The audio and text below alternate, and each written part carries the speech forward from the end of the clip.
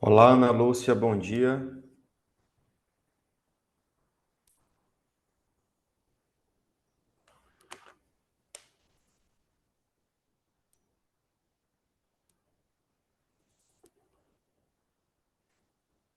Oi, Francisco. Tudo bom? Estou testando aqui, eu estava desesperada. Eu, eu esqueci a senha. Aí, aí o pessoal redefiniu minha senha agora e eu consegui entrar. Era só para testar mesmo, viu? Vou ficar aqui esperando. Tranquilo. Você vai ser a debatedora, né?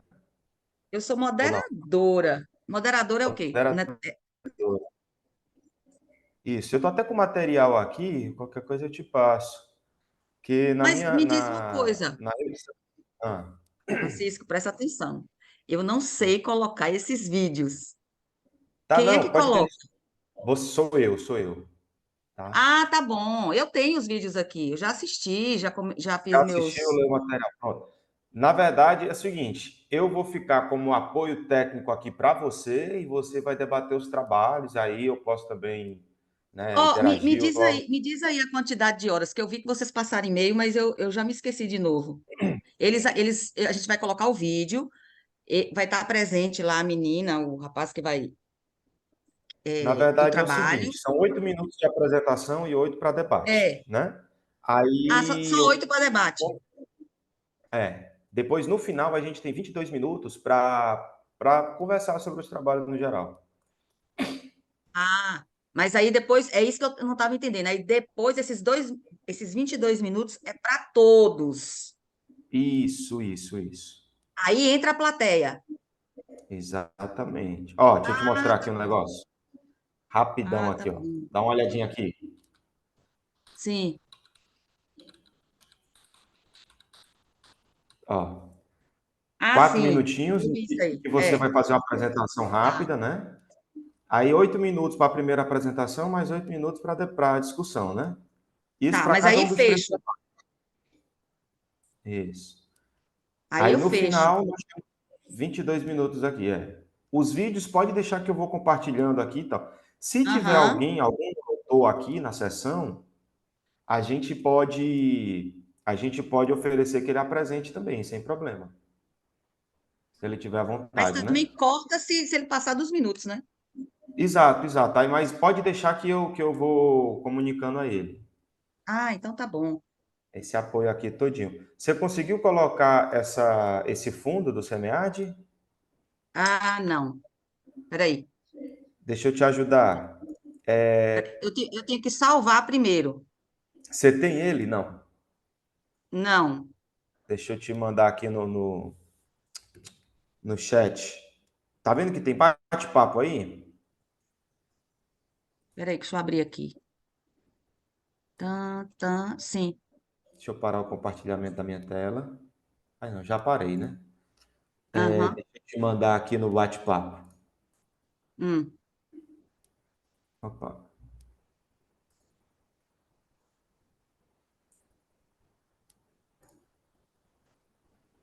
seu computador. Plano de fundo.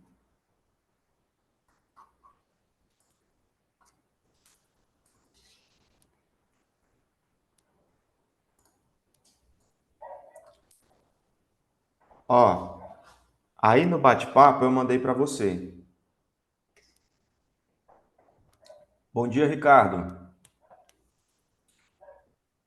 Bom dia, Francisco, tudo bem? Tudo Peraí. bem?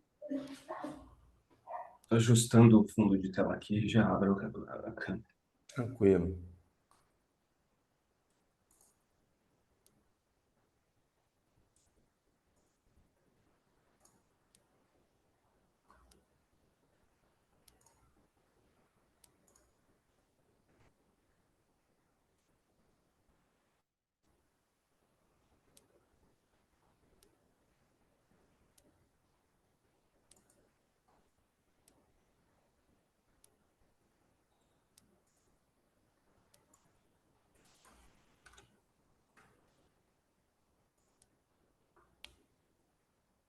Aí, agora sim.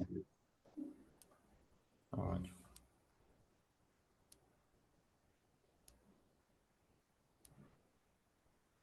Eu tinha saído, misericórdia.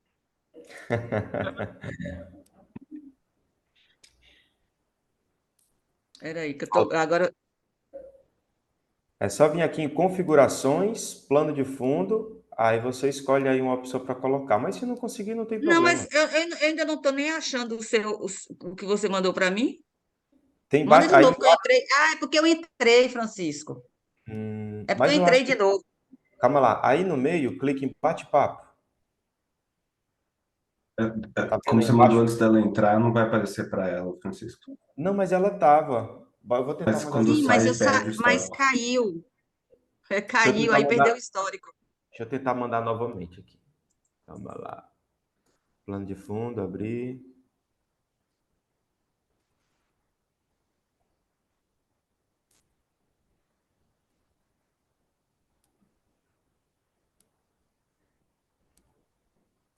Ah, já chegou aqui no chat, né? É, mas o teu não chegou, não. Por isso Calma que eu lá. coloquei um oi. Abrir. Não tá indo, tá dando como se eu já tivesse. Não tá vendo um fundo a laranja, não, em cima do teu oi? Hum, Aí tem que clicar em baixar. Pois é, eu tô tentando mandar de novo e não dá, porque eu já mandei. pois é. Tá vendo que no Peraí. canto superior direito tem um botãozinho azulzinho, bem no nome Aham, SEMEAD? aham. Clicar aí para baixar, ele vai baixar na sua Peraí. área de tal.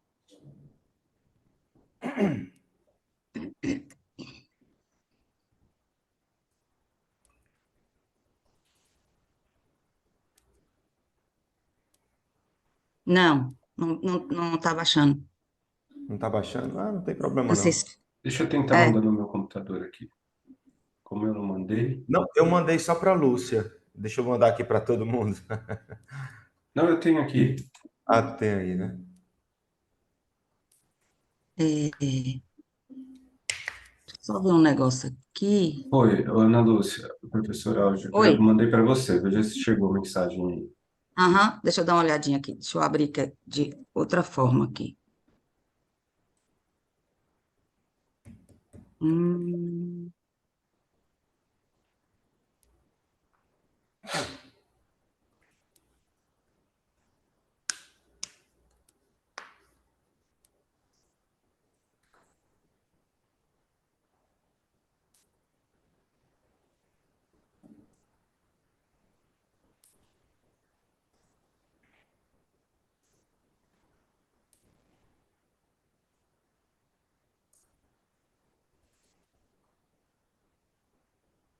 ele está chegando aqui. O de Ricardo. Não Não. chegou? No chat não está O de Ricardo aparecendo. chegou, peraí. O de Ricardo chegou, deixa eu baixar aqui. Eu tenho que baixar nas minhas imagens. Imagens. 20. Agora eu vou aqui. Agora diz aí. Eu baixei nas imagens. Você vai em configurações, aí no meio, configurações, plano de Poxa, no fundo. meio? No meu não Não é aparece nessa, configurações, tá? Em- eu acho que é nesse coisinha aqui de vídeo. É ali na setinha em Stop Video, aquela setinha de Eu acho que cima, é. aí Choose Virtual Background. Eu acho que o seu deve ser diferente, Francisco, porque você deve estar como host, né? É, E deixa eu ver aqui. É engraçado, só aparece aqui para mim, para eu colocar o.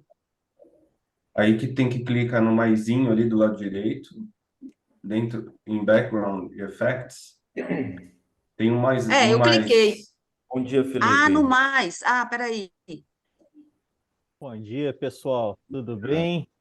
Bom dia, Bom tudo bem? dia. Ufa! Deu certo. Gente, só pedindo ajuda a esses universitários mesmo. Nós estamos ferrados. Olha, o pior é que a gente já chega de um congresso para outro. Aí fica doidinha. É verdade. Ai, meu Deus, pronto, tá certo Deu agora. 8 horas, né? 8 horas aqui em Roraima, aí 9 horas, né? Estou. Primeiro me apresentar aqui, né? Meu nome é Francisco Carlos, eu sou doutorando do programa de pós-graduação em Administração e Controladoria da UFC e sou professor na Universidade Federal aqui em Roraima, já há 10 anos. Né? Apesar dessa cara de menino aí, já estou há algum tempo aqui na docência. Professora Lúcia, gostaria de se apresentar? Eu sou professora Ana Vasconcelos, sou da Universidade Federal de Pernambuco e coordeno aí o tema de finanças e contabilidade de artigos aplicados aí no CEMEAD já há 3 anos e fico aí à disposição. Legal. Nós temos aqui dois participantes dos três trabalhos, né? Eu gostaria de saber de vocês se vocês gostariam que a gente transmitisse o vídeo ou vocês gostariam de apresentar. Tem essa possibilidade também. O E primeiro aqui como é na que é, ordem é o Ricardo. professor Francisco? Só uma. Se nós apresentarmos o vídeo, né, um vídeo curto de 8 minutos, o resto do tempo seria para discussão, é isso? Exato, são 8 minutos para Legal. apresentação e 8 minutos para debate. E se for sem o vídeo, tem mais tempo para apresentação, ou são 8 minutos do mesmo jeito? Não existe essa possibilidade. Eu acho que o vídeo vai correr. Eu acho que para mim, então. Porque foi uma corrida gravar esse vídeo. Eu gravei algumas vezes para dar em 8 minutos. Eu não vou Imagina. tentar.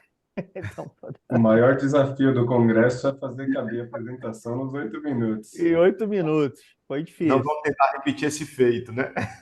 Pode É, passar o vídeo, então, no meu caso, está tudo bem. professor Francisco, eu também, por mim, eu prefiro o vídeo porque dificilmente eu conseguiria fazer caber novamente nos 8 minutos aí de primeira. Perfeito. Então, nós temos aqui esses 4 minutos iniciais que é para tratar desses pontos, né, para as apresentações. Eu vou colocar logo então o vídeo do trabalho, a estimação das perdas esperadas através do uso de cadeias de Markov, um estudo de caso, ok?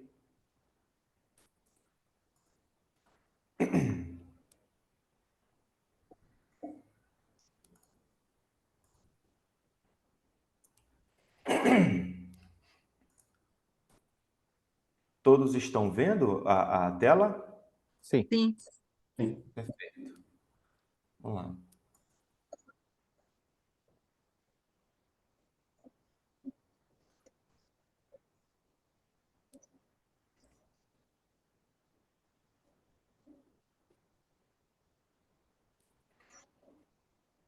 Tem que compartilhar com som.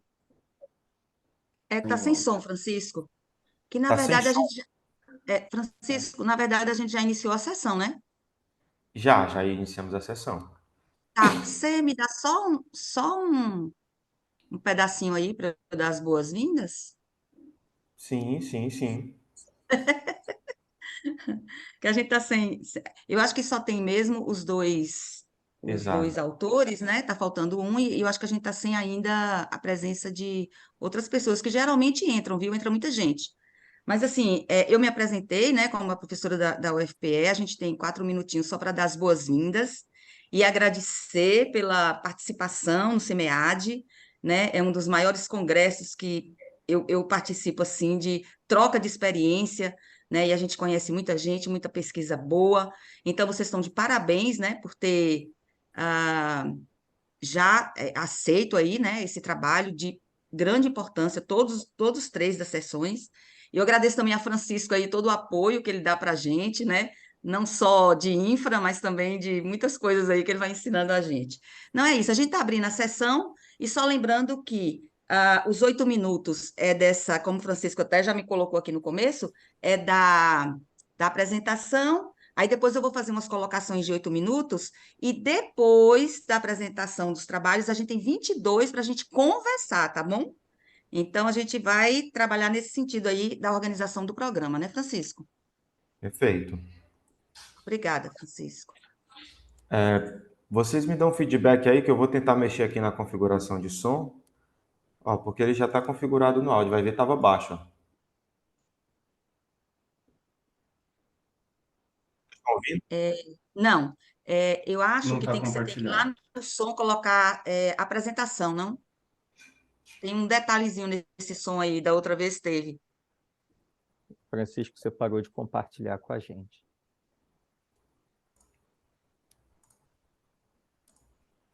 Bora tentar compartilhar novamente. Isso. Deixa eu só ver um negócio aqui.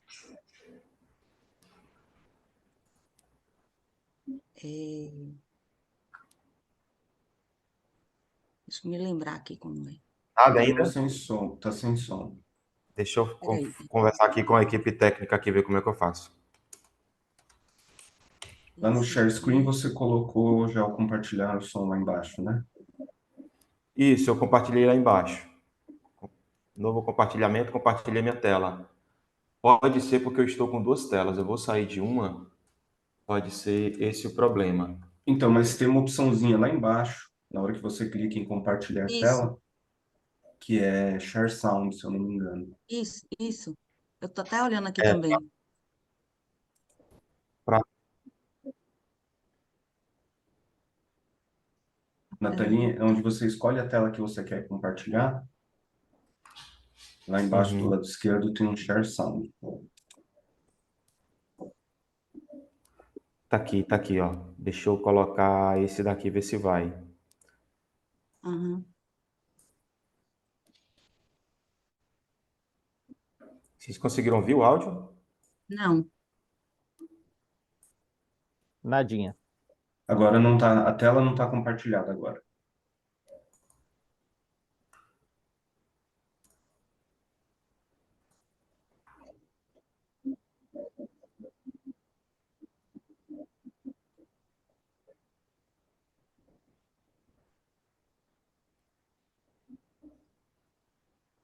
Ô, Ricardo, você falou mesmo, né, Ricardo? Você não ficou mudo, não, né?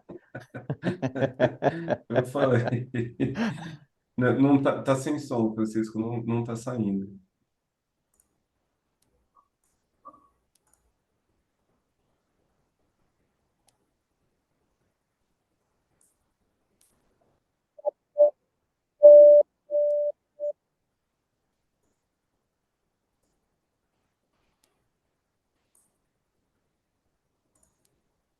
Vocês estão me ouvindo? Estão sim, me ouvindo, né? Sim, Tá. te ouvimos Eu bem. falei aqui com o pessoal da equipe técnica, falei com a Edna para ver se tem como me ajudar, porque parece que o meu é diferente dos demais. Eu já Deixa eu ver mudei se eu aqui todas as. consigo compartilhar daqui. Se o Ricardo conseguir fazer isso para a gente, te agradeço, Ricardo. Agora eu não vou lembrar qual é o vídeo. Deixa em dois aqui.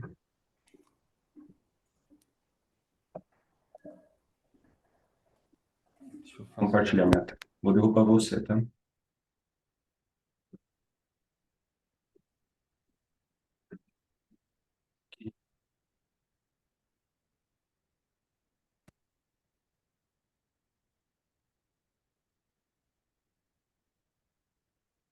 Apareceu? Olá, eu sou Ricardo Francelli da Silva, estou aqui para Escutam? apresentar o trabalho de estimação Sim, das sim. perdas através do uso de cadeias de Markov, um estudo de caso, que foi desenvolvido em conjunto com o professor Marcos dos Santos, o Tiago Oliveira e o Bernardo Silva. Aqui trazemos algumas informações básicas. A principal função da contabilidade é suportar a tomada de decisão, seja de um acionista, um potencial acionista, um credor ou dentro da própria gestão. Os serviços públicos contínuos sofrem mais com o impacto da inadimplência, porque a concessão de crédito ela é compulsória. O IFRS trouxe uma novidade em 2014, que foi a inclusão das perdas esperadas em substituição à consideração somente de perdas incorridas no cálculo da P7D, a antiga PDD. Houve crises internacionais geradas por conta dessa inadimplência, desse risco associado e não reconhecido, né, nas carteiras podres, como a crise do subprime, que gerou a crise financeira global em 2008. Isso gerou um aumento da regulação e necessidade de gestão sobre esse tema inadimplência, mas não há estudos práticos demonstrando como se determinar as perdas esperadas de uma carteira. O referencial teórico básico que trouxemos aqui foi a necessidade da contabilidade evidenciar a melhor visão das dimensões da empresa, seja econômica financeira ou qualquer outra. A PCLD ela tem relação com a inadimplência, então à medida que o provisionamento ele precisa se movimentar, à medida que hajam variações nos riscos reconhecidos ali dentro da carteira das empresas. O CPC 48, né, FRS 9, eles apresentam um modelo de impairment que usa essa mecânica de reconhecer risco e atualizar os provisionamentos, já reconhecendo desde o reconhecimento inicial do ativo financeiro uma probabilidade de perda dentro desse ativo. Há duas principais maneiras de cálculo do PSLD, uma é um percentual único sobre as vendas e o outro é uma análise faixa a faixa do seu contas a receber com provisionamentos de acordo com o risco de cada um, e foi essa que nós usamos aqui no estudo de caso. E esse processo foi melhor absorvido pelas instituições financeiras porque tem uma regulação muito mais forte que prevê isso. Tem dois grandes grupos de trabalhos aqui falando sobre cadeias de Markov. Um utiliza as dinâmicas entre graus de risco e rating, demonstrando modelagem de risco e precificação de carteiras. E um outro grupo avalia a inadimplência e perdas associadas, mas nenhum deles passa pela aplicação prática e utilização das cadeias de Markov para a geração dos percentuais aplicados lá para cálculos de perda esperada. Algo que foi proposto pelo professor Assaf em 95, ele mostra inclusive matrizes de transição lá, mas não foi explorado de lá para cá como se aplicar. E aí entra esse trabalho trazendo uma aplicação prática e mostrando de maneira bem simples como as empresas, inclusive pequenas, podem utilizar as cadeias de Markov aqui no cálculo da PCLD. O que é a cadeia de Markov? A gente traz um exemplo aqui de um grafo para mostrar, exemplificar o caminho que a receita da empresa percorre. Então, entra aqui, como podem ser, tem dois possíveis caminhos. Um é envelhecer para a faixa seguinte e o outro é ser pago. E assim por diante. Então, tem sempre uma possibilidade, um caminho de ser percorrido de ser pago e um outro de envelhecer. Esse aqui é o grafo que é base para a análise que foi feita. A gente avaliou essa migração aqui para 2 anos de receita de um segmento de clientes de uma distribuidora de gás canalizado aqui de São Paulo. A receita aqui, anonimizada, é de quase 1.300.000 e ela foi paga usando, de acordo com essas idades. Então, 850 mil foram pagos até a data de vencimento, 429 foi pago até 90 dias e assim por diante. Essas faixas aqui, elas são puramente didáticas, tá? Isso aqui foi usado só para o trabalho, cada empresa e cada realidade deve utilizar a sua própria definição. A matriz de transição resultante é essa daqui, ou seja, de cada receita que entra aqui, eu tenho 66% de probabilidade de receber e 34% ela caminha até essa faixa de até 90 dias. Eu vou explicar isso aqui utilizando funis sobrepostos. Então, vem para o próximo funil. Dentro desse funil, 96% são pagos e 3,6% passam para o próximo funil. Esse novo funil, ele recebe 40% e 59% envelhece, vai para a próxima faixa e assim por diante. Mas como que são calculados os percentuais que devem ser aplicados em cada uma das faixas para cálculo da perda esperada? Aqui é uma representação gráfica daqueles mesmos percentuais e aqui a gente mostra como deve ser calculado. Então, esses percentuais são os mesmos dos slides anteriores, né, o que não é pago em cada uma das faixas, e como se calcula o percentual que deve ser aplicado a cada uma delas. No caso da última faixa aqui, é o valor total, é esse 86% aqui mesmo que deve ser aplicado. Por quê? Todos os reais, né, todos os valores que estão nessa faixa aqui, 86% eu não tenho expectativa de receber, então ele tem que ser provisionado. Agora, quando eu subo para a faixa até 360 dias, como que eu calculo? Eu multiplico D por E. E aí chego nesse 57% aqui. Ou seja, de tudo que eu tenho nessa faixa aqui, a probabilidade de não recebimento é de 57%. Então, 57% precisa ser provisionado como uma perda possível. E assim por diante, sempre multiplicando C, D e E. Aí aqui, já no reconhecimento da receita, você precisa aplicar o percentual que é originado da multiplicação de A, B, C, D e E, que dá esse 0,4%, aqui 0,42%, que é a probabilidade de não receber cada um dos reais de receita dessa empresa. Ou seja, se eu tenho uma receita de 100, 42 centavos provavelmente eu não vou conseguir receber. Esses são os percentuais que devem ser aplicados em cada uma das faixas. Os resultados aqui, eles são identificados, devem ser aplicados mensalmente a cada faixa do EJE, ajustando os saldos provisionados. Ele pode divergir da perda efetiva em decorrência de eficiência ou ineficiência no processo, né, de gestão do recebível, mas também há fatores exógenos, como problemas de desemprego, capacidade de pagamento dos clientes, alteração de juros, atividade econômica, enfim, e uma série de outros fatores que podem impactar essas probabilidades aqui e gerar divergências. Mas sempre vai haver ajustes aqui pelo caixa. E esses impactos, eles tendem a ser marginais no provisionamento. Nunca vai haver um grande choque no resultado, porque você já está provisionando uma parte desde o momento zero dessa receita. E dependendo do setor e da dinâmica da empresa, do ambiente econômico, é necessária uma atualização desses percentuais a cada 6 meses, a cada ano, enfim, aí é algo que é julgamento de cada um dos gestores. Conclusão, a cadeia de Markov é uma ferramenta sólida e ela é simples e poderosa para auxiliar no reconhecimento aí das perdas esperadas, apesar de não haver homogeneidade temporal por conta justamente de crises e choques exógenos. Existe um risco nessa aplicação, mas ainda assim é a melhor informação disponível para cálculo de perda esperada, havendo valor aí na sua aplicação. Mas não deixa de ser um modelo, então pode ser divergências aí entre o que está precificado, né, entre o que está provisionado e a realidade. E além disso, pode servir aí dentro da própria gestão da companhia, seja para direcionar uma atuação comercial futura, tal tipo de cliente é melhor que outro cliente, ou na avaliação de um produto, né?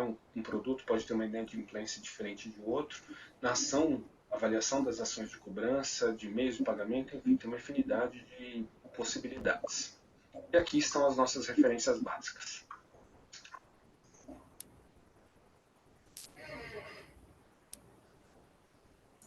Eu falei que tinha feito caber nos 8 minutos, mas eu vi agora que passou um pouquinho, né?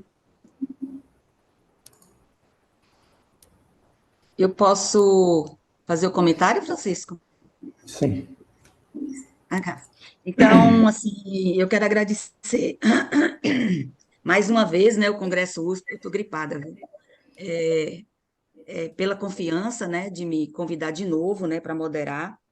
Eu tenho esses 8 minutos para fazer colocações, mas desde o início eu quero parabenizar o Ricardo. Ricardo, você é doutorando ou Eu já sou defendeu o doutorando. Ricardo? Eu estou no primeiro ano Doutorando. do doutorado. Isso. Ah, seu trabalho assim é muito rico, né? Muito, eu diria assim, pertinente, né?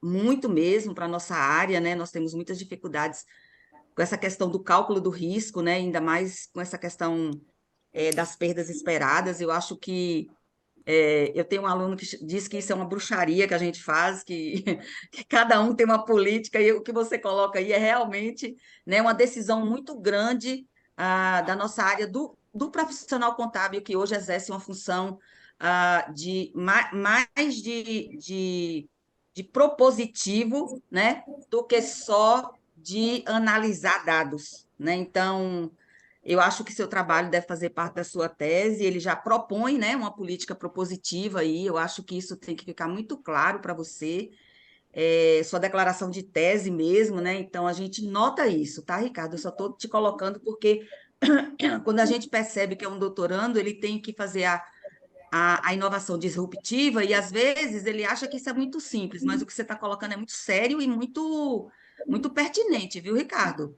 Então, eu estou com outra tela aqui também, por isso que às vezes eu consulto aqui o que eu coloquei.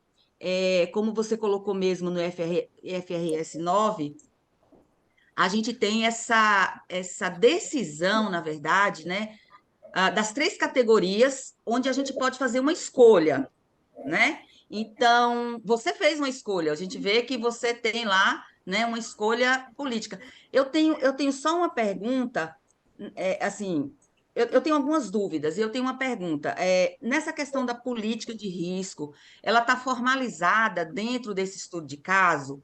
Ou você está propondo também a política de risco? Isso é uma pergunta que eu faço, né? Porque se você tem lá o fenômeno, né? E você tem a unidade social onde você vai fazer, né, todo esse levantamento e toda essa proposição, eu queria saber se dentro dessa proposição está a política que você está colocando ou já faz parte, né, dessa política da categoria. A outra coisa que eu tenho uma dúvida é se também, eu coloquei aqui, deixa só eu pegar,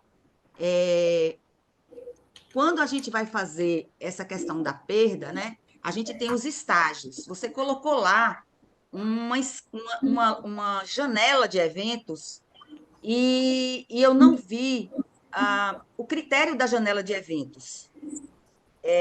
Eu estou dizendo isso, que eu quero adiantar para o Felipe também, eu sou qualitativa, tá? Eu não sou quant. Então, me interessa muito o critério de escolha, tá? Tanto de escolha da unidade social, quanto de escolha de todos os critérios, né?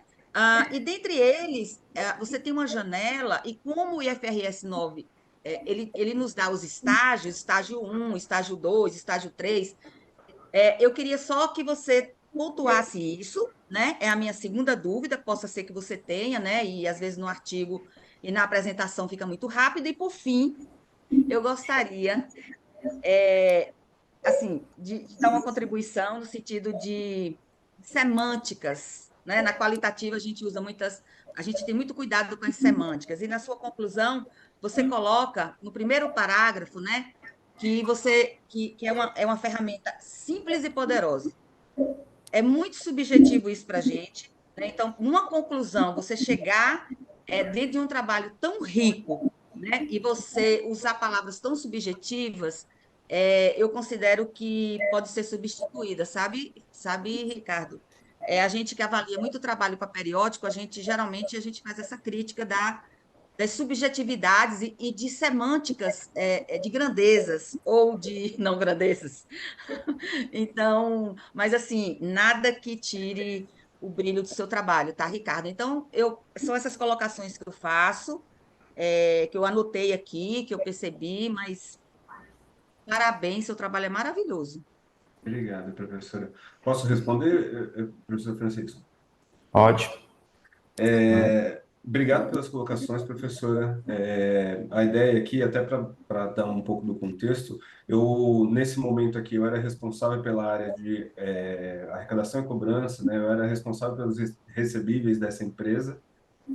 Então, na verdade, a aplicação surgiu, o paper surgiu de uma aplicação prática de verdade. Na verdade, eu fui atrás de como eu implementava a estimação ali das perdas dentro da empresa, até para me ajudar a fazer gestão, e eu vi da aplicação uma possibilidade de gerar um paper. Então, na verdade, surgiu realmente ali da busca de uma ferramenta para estimar as perdas e depois acabou virando um trabalho, né?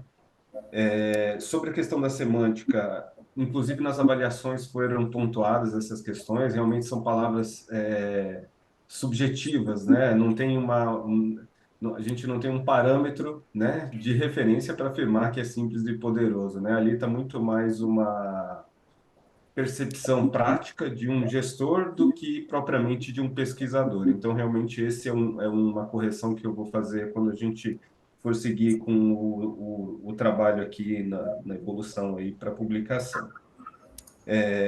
Como eu comentei, desculpa, eu estou olhando para baixo aqui porque eu fiz as anotações aqui, tá no caderno. Sobre a questão da política, as faixas que foram utilizadas, elas são faixas, aquelas ali foram exclusivamente para publicação. Como é uma informação que é usada estrategicamente dentro da empresa, eu não quis abrir exatamente quais são as faixas que a gente usa lá dentro. Então, eu simplifiquei um pouco e calculei baseado nessa simplificação. Não existe, não tem um critério, né? Não tem um conceito que eu tenho usado para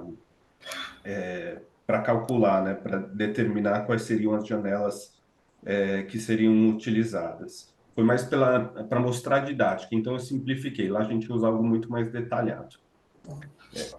E quanto ao indivíduo, né, quanto à empresa ali, eu estudava, como eu comentei, era o meu dia a dia ali, por isso que eu escolhi ela, e eu tentei buscar um dos segmentos que tivesse uma dinâmica interessante para ser apresentada aqui. Tinha outros segmentos ali, eu podia até mostrar da empresa inteira, né? Ali na gestão a gente quebra por segmentos, então deve ter uns 20 segmentos diferentes. E eu peguei um que tivesse uma dinâmica interessante aqui para mostrar efetivamente o cálculo, que eu senti essa dificuldade. Quando eu fui pesquisar como eu calculo as minhas perdas esperadas, eu não encontrei nada na academia falando sobre isso. Então, daí que veio a ideia de transformar em um artigo prático. Então, a resposta é isso. A escolha foi puramente por conta da dinâmica que eu vi ali para mostrar o cálculo, que eu achei que ajudaria ali até na explicação. E ainda bem que tem o vídeo, né? Tem a apresentação, porque no paper não necessariamente fica, dá para entender esses cálculos, né? As multiplicações ali. Eu ainda tentei deixar o mais simples possível, justamente porque a ideia é oferecer para um gestor, para um dono de uma pequena empresa, uma maneira de determinar ali quanto que ele está perdendo, né, com a inadimplência dele, que não tem essa base, muitas vezes tem dificuldade de calcular. Ok, vocês estão me ouvindo? Estamos. Estão, né? Bem, Ricardo, parabéns pelo trabalho. Acredito aqui que a gente já extrapolou um pouco o tempo, né? Eu tinha até uma sugestão para te passar aqui, mas aí vou só colocar aqui para ficar a critério de pensamento. Não cabe a mim debater, né? Mas eu vi que no seu trabalho você utilizou muito o termo PCLD. E eu já apanhei bastante de uma professora minha do doutorado, e você até tentou colocar no trabalho. Porque esse termo passou por mudanças ao longo do tempo, né? Começou com PDD, PCLD e agora PSLD. Eu não sei se você ficou na dúvida quanto a isso, mas alguns autores têm batido muito em cima disso porque não trata-se mais de uma provisão. O CPC 25 ele vem e diz que não é uma provisão, porque uma provisão se refere aos passivos da empresa. A PSLD é uma perda que você vai ajustar no ativo. Então, quem sabe aí você poderia repensar para, ao longo do texto, eu vi que até uma seção sua você colocou provisão e dentro do parênteses você colocou perdas, né? Sim, Então, sim. tentar. E depois que você explica, para mim tiraria, não colocaria mais. Legal, legal, não, mas obrigado, porque a gente acaba, ao longo do trabalho, combinando a visão do dia a dia com a visão acadêmica, né? Então, mas eu acho que é pertinente adotar a nomenclatura correta. Perfeito. Felipe, vou pedir tua ajuda aí para compartilhar o vídeo para a gente não perder mais tempo. No próximo eu tento compartilhar.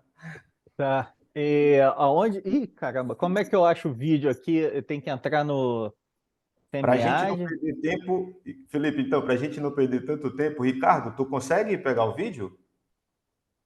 Eu posso pegar o link aqui e te mandar. Pela ordem aqui, seria o da Wenk agora, que ela não está presente, né? Ela não está, era o dela. Depois que é o de É. Felipe. Então a gente não vai Ricardo, atrasar. explorar um pouco o Ricardo aqui. Ô, Ricardo, ajuda aí. Obrigado, cara. Mandei o link aí para você. O meu tá diferente, eu não consigo, eu tentei mudar o áudio, por isso até perguntei se vocês estavam me ouvindo. Acessar sala do Zoom.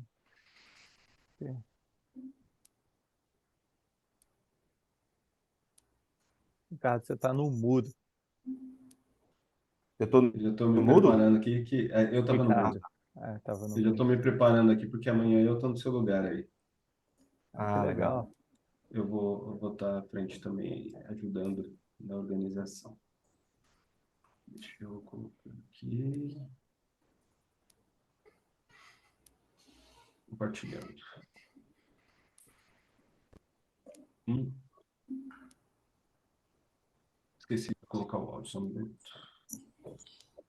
Mas acho que você botou o vídeo Ah, da eu outra nem colega. olhei, eu peguei o que o Francisco passou. Quer mudar a ordem, Francisco? Você me passa o do Felipe? Pode ser, deixa eu te mandar o do Ou Felipe aqui. seguimos com o da Uênica mesmo? Não, vamos colocar o do Felipe, vai que eles chegam depois, né? Deixa eu te mandar aqui. Mandei o outro.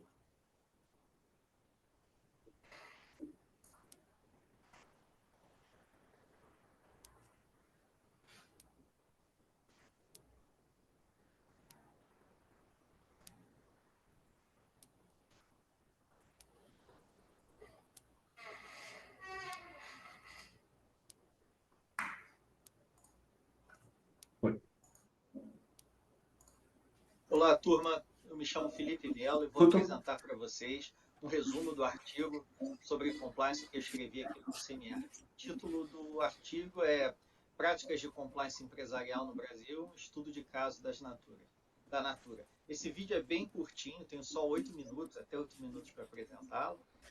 Então, espero ter mais tempo durante o seminário para falar um pouco mais de detalhes com vocês e interagir mais.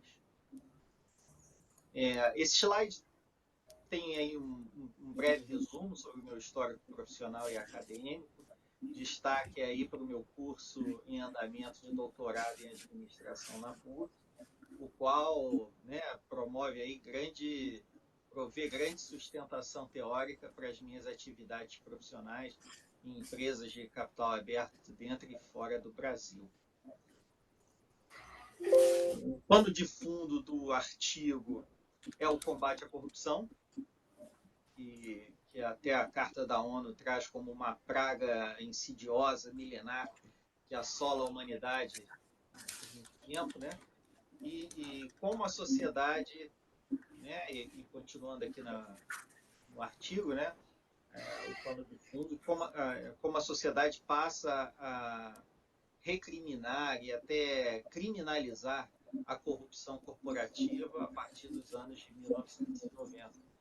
Principalmente a partir de determinados regulamentos implementados pelos Estados Unidos, né, e depois seguidos por outros países, inclusive o Brasil. O compliance empresarial está presente nas principais empresas globais, incluindo as nossas empresas de capital aberto, que participam do Ibovespa e do Índice de Sustentabilidade Empresarial da B3. O problema é que apesar de ter compliance, não é o bastante, né? O compliance tem que funcionar. Então, tem casos recentes que mostram que empresas listadas em categorias diferenciadas de governança corporativa, incluindo o novo mercado, foram envolvidas aí em esquemas de fraude e corrupção. Então, o objetivo desse artigo é tentar explicar como uma empresa de capital aberto usa diferentes instrumentos para tirar proveito e promover o compliance empresarial. A fundamentação teórica utilizada aqui traz o conceito de um sistema plural de motivação, incluindo motivações econômicas, da psicologia e da sociologia. Nós podemos categorizar duas perspectivas principais para influenciar o compliance. São as influências intrínsecas e extrínsecas, né? Uma que vem de dentro da gente, uma questão mais voltada para a moral, né, do que nós entendemos que é certo e errado, né, da forma de comportamento, e a extrínseca, que são os incentivos, como penalizações ou premiações por demonstrar um determinado comportamento. O que traz isso? Né? Defende essa perspectiva, defende que o programa de compliance deve ir além de mecanismos de controle, né? E sim deve promover uma cultura que encoraja a conduta ética e o compromisso empresarial. Debaixo da setinha amarela, vocês vão ver uma série de nomes de autores e as datas, que é uma bibliografia que eu utilizei para esse artigo, que vai desde 1994, com e vai até um artigo super recente do IPER de 2023. O que sustenta, né? Eu coloquei aqui do lado direito do slide, é que, olha, a questão instrumental, a questão da sanção, o modelo de dissuasão explica somente parte da questão do compliance. E os indivíduos obedecem às normas, mesmo quando a probabilidade de punição e incumprimento é quase nula. Então, traz aí, bom, então não é só uma questão totalmente racional de maximizar o bem-estar individual. Eu utilizei também o arcabouço teórico para exemplificar alguns antecedentes de compliance para buscá-los nos relatórios da Natura. Então, aqui vocês vão ver nesse esquema uma série de gatilhos ou de incentivos para o compliance que vão gerar a conformidade. Foi isso aí que eu busquei nos relatórios públicos da Natura. Então, a metodologia que eu apliquei foi um típico caso único, um estudo de caso único, com análise de conteúdo.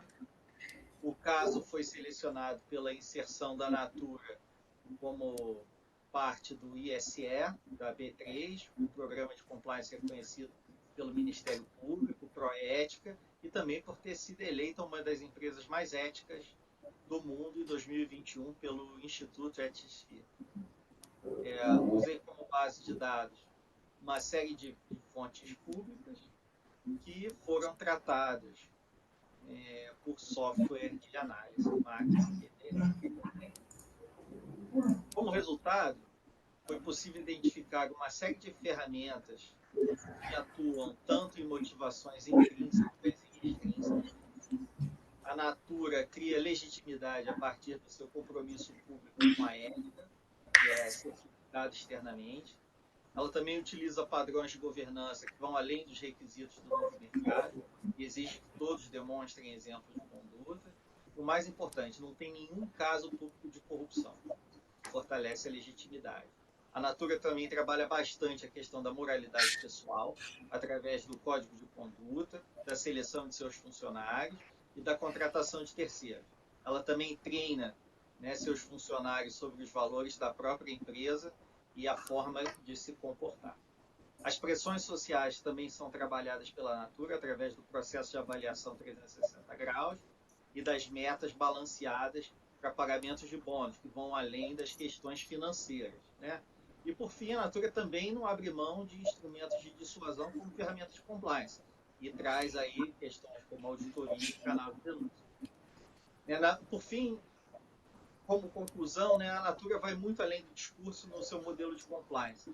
Ela busca construir uma cultura empresarial para além de seus muros, também mostra um forte compromisso com a transparência na divulgação de suas práticas. Os relatórios da Natura podem ser utilizados por outras empresas para buscar ferramentas para impulsionar o compliance empresarial. De forma geral, ao realizar esse estudo, me parece que é necessário continuar a identificar melhores práticas e formas de avaliação dos programas de compliance em empresas abertas. Eu listei aqui uma série de referências bibliográficas e gostaria de agradecer a oportunidade e espero vê-los em breve no seminário. Obrigado, Ricardo. Comigo, né, Francisco? Isso. Parabéns aí, Ricardo, o Felipe. É. Já ia falar Ricardo de novo. E assim, você também, pelo que eu vi, é doutorando, né, Felipe? Verdade, verdade. Você, Muito legal. você está aí no primeiro ano, como você disse, né? Geralmente o primeiro ano é muito encantamento. Eu digo para os meus alunos, eu sou professora aqui do programa do Mackenzie, de Controladoria e Finanças, e também lá da Universidade Federal de Pernambuco. E eu digo para os meus orientandos, tá? Isso é para mim, não é para vocês não. Cuidado com os cantos da sereia, porque senão o objeto de estudo vai fazendo assim, né? Todo dia ele chega com um projeto diferente e com uma vertente diferente. E a gente, como orientador, Verdade. é o chato, né? Que a gente vai cortando os cantos da sereia.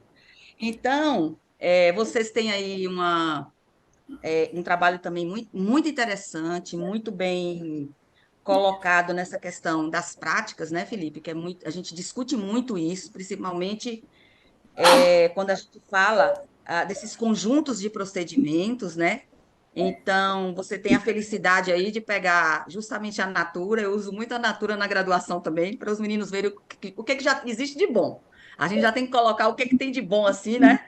Para poder depois eles verem as desgraças do mundo. Mas aí a gente bota a Natura, que é assim, realmente é uma coisa muito interessante de se estudar. Eu trabalho com o terceiro setor, e você, né, colocou muito bem.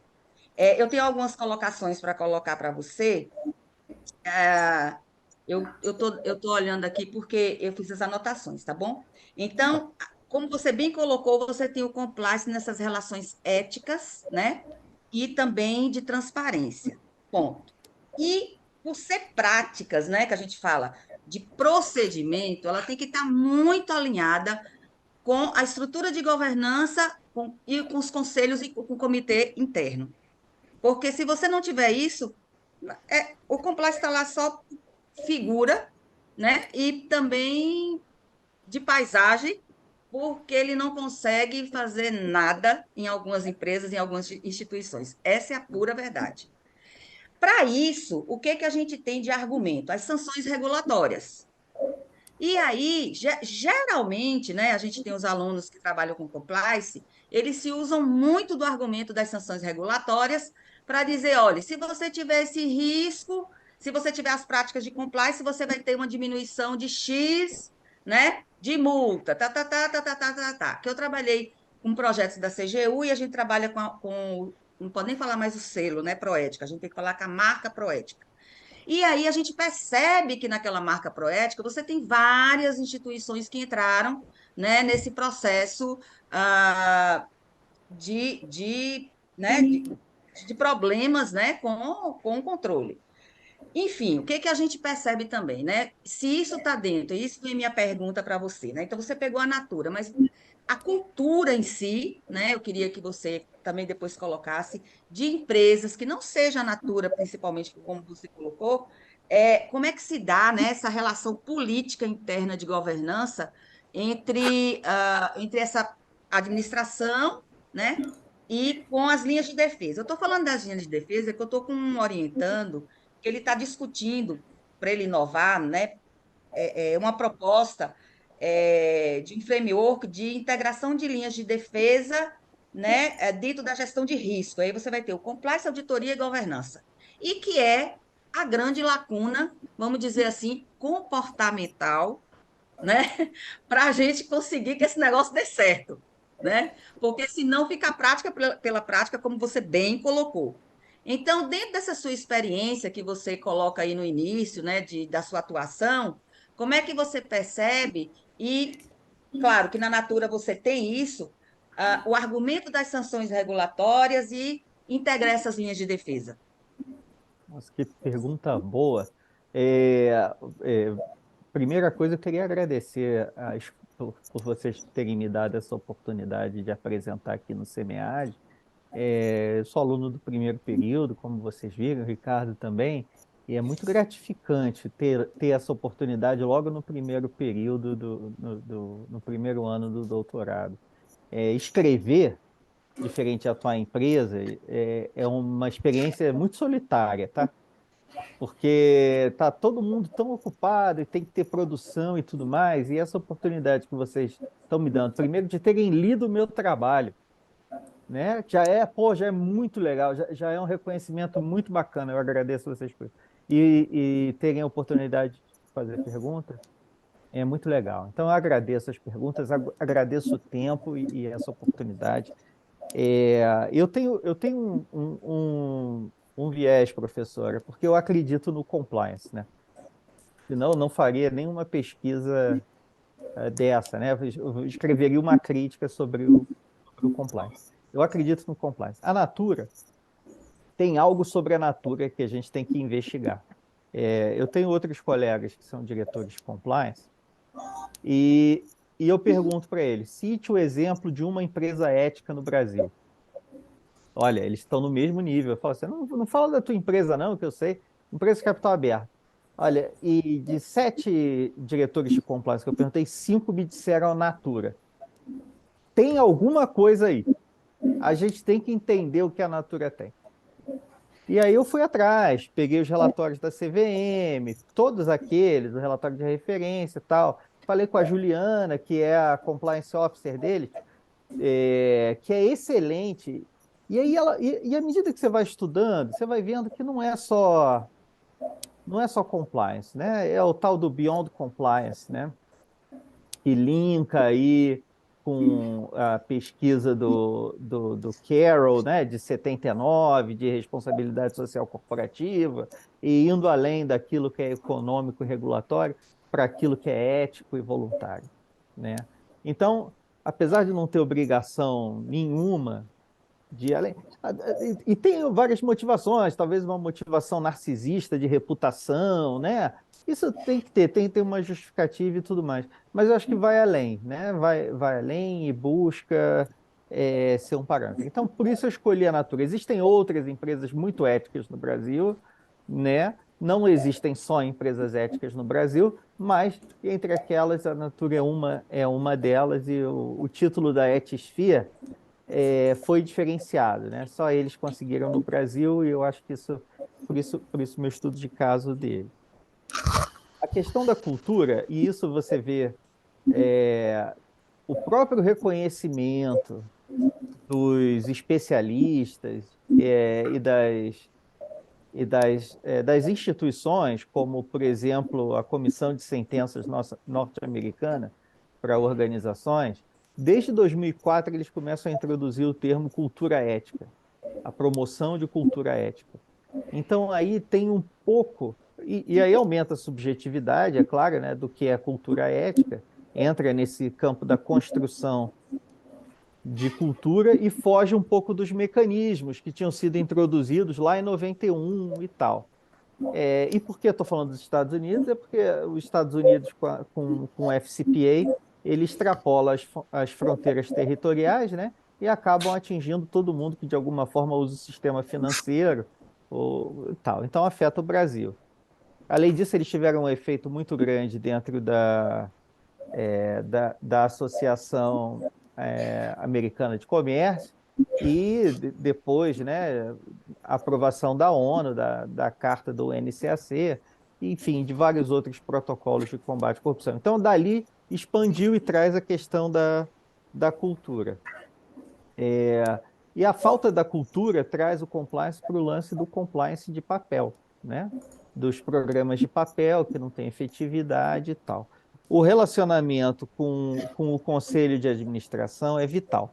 E qual é a importância? Você não precisa, além do argumento regulatório de penalização, tem outros argumentos para o conselho. E eu lido com o conselho, então tem uma preocupação muito grande, e essa é a diferença de lidar com o conselho e com o presidente de empresa, altos executivos, a questão da assimetria de informação, que é o primeiro ponto. Eles precisam de uma opinião mais independente, essa visão, que às vezes não chega, essa questão. E tem a responsabilidade fiduciária também dos conselheiros, principalmente os conselhos independentes. No Brasil, as empresas abertas têm que seguir a regra do novo mercado, tem algumas que ainda não estão no novo mercado, mas tem que seguir a regra do novo mercado. E, enfim, e tem várias outras regras institucionais e tudo mais. Mas o mais importante, volto aí para a cultura, que a cultura pode ser traduzida, tem um autor que fala especificamente de cultura, eu uso bastante, que ele fala que cultura é a forma como nós tomamos decisão, né? E de forma repetida. Então, se uma empresa toma decisões repetidamente, de forma consistente, e pega essas decisões para promover a cultura ética, isso é transmitido. E aí você tem o link com as 3 linhas de defesa. Se a administração faz bom uso da tomada de decisão, né, na gestão de risco, nas atividades que aparecem e tudo mais. Se o compliance faz uma promoção da área de integridade, cobra participação, garante associação, não contrata terceiros e tudo mais, provê treinamentos não só relacionados a compliance, mas também em relação à ética, também é um bom ponto. A auditoria vem para justamente verificar se isso está sendo feito de forma independente e reportando para o conselho, né? As 3 linhas de defesa devem funcionar dentro desse framework de forma integrada, dando subsídio. É muito complicado. Tem um outro autor que fala de compliance, se o seu orientando quiser, que é a Silbey, que ela foca, Susan Silbey, ela fala especificamente como o compliance pode ser implementado dentro de diversas perspectivas. E ela detalha isso é muito legal. Mas o foco da cultura, voltando um pouquinho para a cultura, está muito relacionado com a legitimidade na tomada de decisão, ou na justiça, procedural justice, né? E tem como precedente a questão da legitimidade. Se uma empresa não preza por tomar decisões éticas, né, se ela não toma decisões éticas como empresa, fica muito mais difícil você cobrar dos seus funcionários que eles tomem decisões éticas. Então, isso acaba relacionando. Então, tem um emaranhado, uma complexidade de relacionamentos dentro e fora, com os stakeholders, tomada de decisão e administração. Desculpa, me estendi um pouco mais aqui na resposta, mas a pergunta foi bem complexa, eu tentei abordar assim, de todos os temas.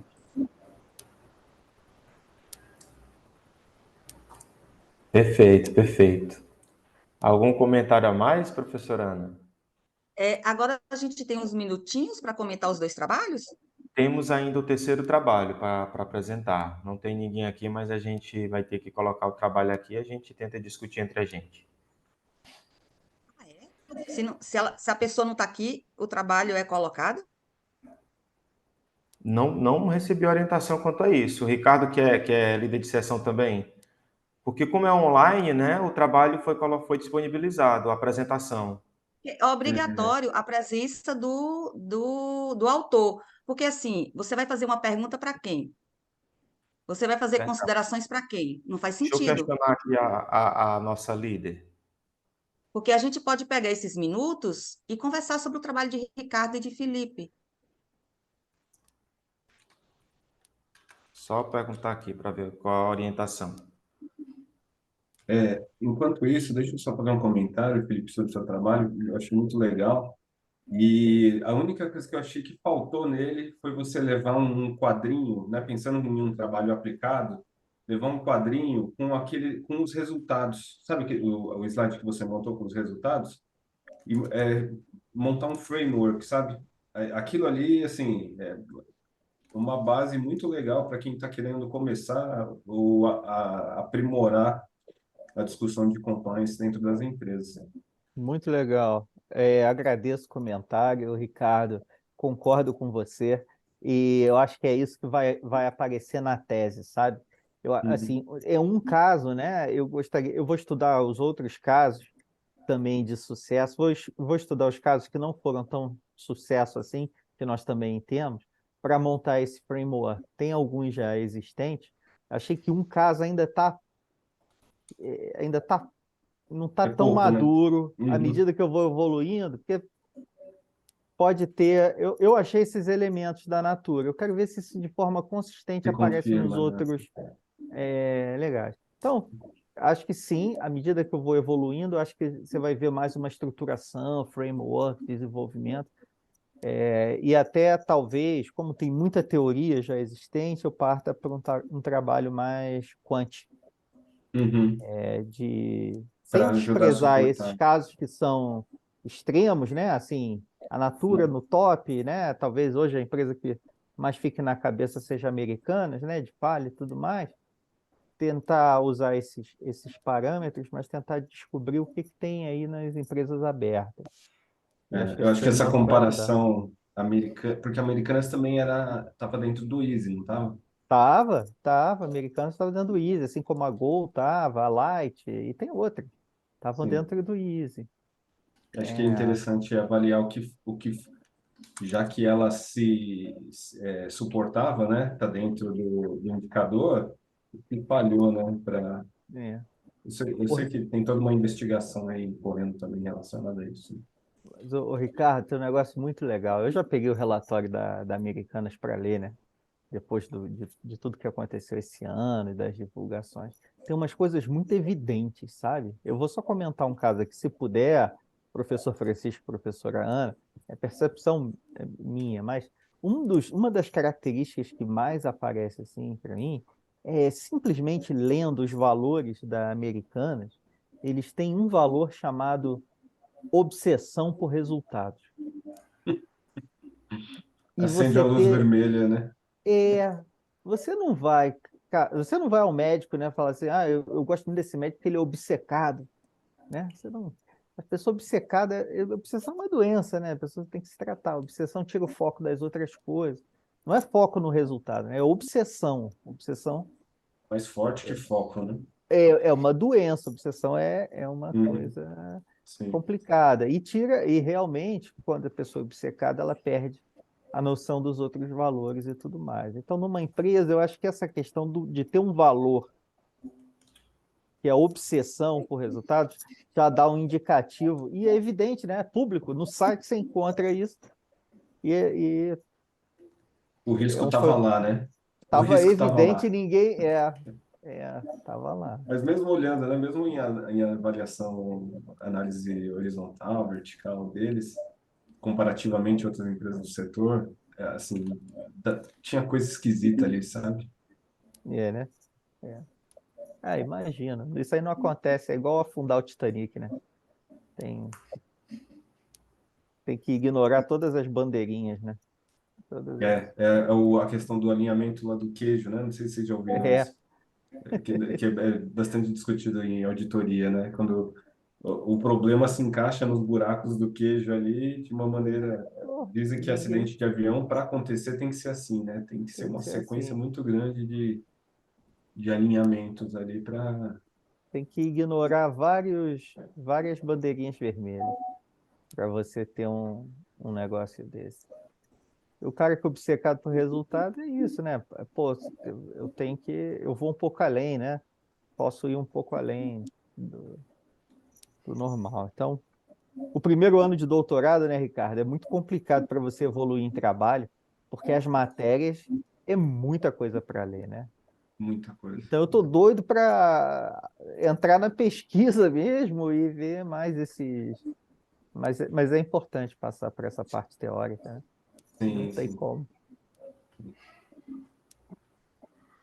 Eu escrevi direto para a Edna aqui, o Francisco também não, ela não deve estar enrolada com alguma coisa, ela também não viu. O nosso Mandou horário para. é até às 10, né? Exato. Ah, E então eu Eu acho. queria só fazer uma colocação final dos trabalhos deles, Francisco. Perfeito. É o Que tempo eu que a acho gente que não aguarda. faz sentido a gente colocar assim, eu assisti o vídeo, vi o artigo, li, entendeu? Mas assim, Sem debate. não faz sentido. Na minha opinião, viu, Francisco, não faz sentido. Mas tem total sentido o que você está falando. E a gente vai ter que avaliar, né? Tem uma coisa de avaliação, e você vai ter que pontuar que não teve. Mas eu Exato. queria só fazer uma colocação assim para o Ricardo e o Felipe, né? Essa questão da trajetória do doutorado, ela realmente é uma trajetória que vocês precisam ficar sozinhos, não é que vocês estão sozinhos, vocês precisam, porque é um momento de muito amadurecimento pessoal, amadurecimento como pesquisador, e a gente sempre conversa com os alunos que é um momento de você estar em um deserto. E aí você só tem você e você mesmo e Deus. E aí você precisa também olhar para dentro de você. Por que que esse objeto faz sentido? Para que que você vai fazer esse processo de disrupção? Então, assim, é você mesmo, tá? O orientador é orientador. Ele não é seu amigo primeiro, ele é orientador. Ele pode ser seu amigo, mas ele é seu orientador. Ele não é seu psicólogo, mas ele é seu orientador, tá bom? Então, pensem nisso. As disciplinas, como vocês comentaram aí, claro que a gente tem que dar instrumentalização, né, para que vocês possam aplicar. Então, por isso que a teoria é importante, mas ela sozinha, sem vocês terem o objeto e de imediato cair a ficha no objeto, então, toda disciplina você instrumentaliza o seu objeto. Essa coisa de fazer trabalho em conjunto, não façam, é a minha sugestão. Você tem o seu objeto, que é diferente do de Ricardo, e com convergência, é seu trabalho, então, instrumentalize. Mas deixa eu pegar logo o de Felipe, para depois eu falar o de Ricardo. O de Felipe, eu gostaria de sugerir, né, como professora também da graduação, por também trabalhar com o terceiro setor e usar a, a, o case, na verdade. E eu queria que vocês pensassem nessa palavra casos e cases, tá? Então, o que Felipe está fazendo é um case, não é um caso, tá? Ele não fez um estudo de caso, ele fez um estudo de um case, primeiro, tá? pensem nisso. Eu coordeno um laboratório de avaliação de pesquisa qualitativa, está dentro do nosso programa da Mackenzie, né, na página, para depois ir para o UFPE, mas a gente colocou na Mackenzie porque lá o link é mais rápido de ser realizado, por ser uma instituição privada, e lá vocês podem nos acessar. Eu tenho pesquisadores nacionais e internacionais, vocês podem fazer qualquer pedido lá para a gente, que a gente ajuda vocês. A outra coisa é na questão da metodologia, deixar muito claro, Felipe, os procedimentos que são reativos e o que são proativos, para que a gente entenda esses cases, né, de uma forma dessa integralização das linhas, né, de defesa, tá? Uma coisa que você vai estudar, que você colocou aí, que eu ia falar, até o Ricardo colocou, são as outras empresas, né? Então, eu queria sugerir para você que, de repente, você ter já o banco de dados da CGU, que a gente faz lá a marca Proética, né? Então, você tem um banco de dados imenso do Proética, né? A Etos está lá. Então, assim, a gente trabalha muito com essa marca, então você vai ter várias empresas e você vai ter de vários anos, tá bom, Felipe? Então, é uma sugestão que eu faço para você pegar as empresas e, em vez de ficar perguntando, você ir lá diretamente e ter. Que lá também tem a maturidade delas, que é muito importante você entender, né? Porque você não pode também analisar todo mundo no mesmo saco, né? Elas têm uma maturidade de implementação do compliance. O compliance não chega de repente, tem uma maturidade. Então, o Proética faz isso, a CGU faz muito bem isso. E eu queria te dar duas sugestões para você fazer também essa pesquisa que até o Ricardo falou, que você também colocou, do não sucesso, e que o não sucesso para a gente, eu queria que, não sei se você já leu, mas eu queria que você pontuasse o professor Edgar Morin, né, dos 7 saberes, que o primeiro saber dele é o chamado erro, mas não é esse erro que a gente trabalha, né? É na aprendizagem desse processo. Então, o professor Edgar Morin, ele é muito bem requisitado nesse processo quando a gente faz os cases de não sucesso, né? E ele explica muito bem o protocolo disso. E eu queria também que você pensasse um pouco na hora de você relacionar um indicador ou um índice, ou seja lá o que você estiver colocando nas suas análises, a teoria da sinalização, porque a teoria da sinalização vai te dar um componente essencial para você não aferir a questão, a gente coloca como acurácia, né? E aí você vai ter a teoria da sinalização te dando todos os indícios, né? Então, isso é muito importante nessa área, porque é uma área também muito frágil da gente chegar a algumas conclusões. Então, eu desejo a você, Felipe, um excelente doutorado. Eu acho que você vai contribuir para os programas pela sua experiência e que o programa também possa ser uma bênção na sua vida. Para o Ricardo, eu queria que ele nos ajudasse, principalmente com a graduação, que dentro do seu artigo, Ricardo, eu acho que se a gente espremesse ele, saía uma metodologia de protocolo de perdas esperadas.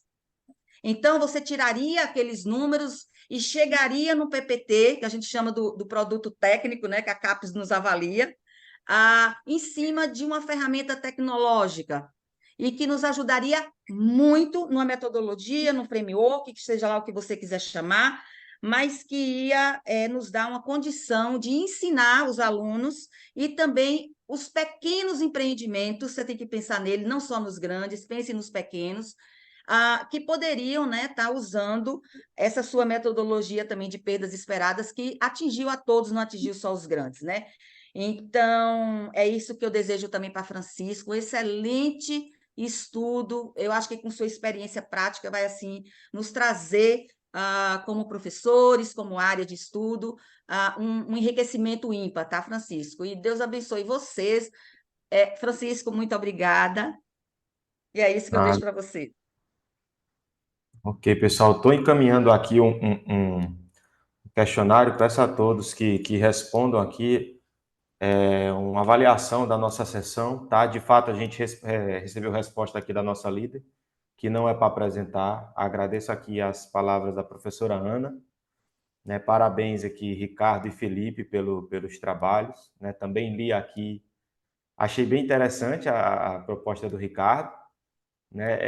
É legal quando a gente pega ali um trabalho que é mais né? Multidisciplinar, que ele puxa algo que ele já está na experiência e traz para a gente. Eu sou da contabilidade, eu sou bem da mais prática, eu sou mais quant, mas achei bem interessante a proposta. Eu acho que sai uma proposta bem interessante aí de estimação dessas perdas, né?